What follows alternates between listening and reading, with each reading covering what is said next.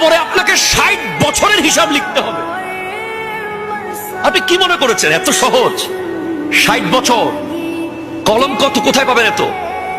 জিজ্ঞেস করবে ফেরেশতাকে, ওই মইয়াত যাকে তোলা হয়েছে, ওই মুর্দা, ওই ব্যক্তি। ফেরেশতা কলম, হাতের আঙ্গুলকে কলম বানাও। কালি, মুখের থুথুকে কালি বানাও। কাগজ, কাফনের কাপড়কে কাগজ বানাও।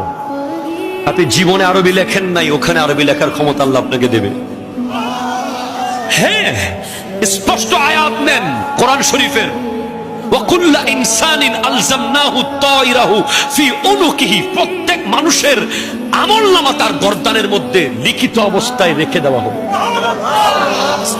আপনাকে বলা হবে টুডে ইউ আর দ্য জাজ অফ ইয়োরসেলফ। তুমি তোমার বিচারক। তুমি কি কি করেছো সব এখানে লেখা আছে, তোমার গায়ে কাফনে লেখা আছে।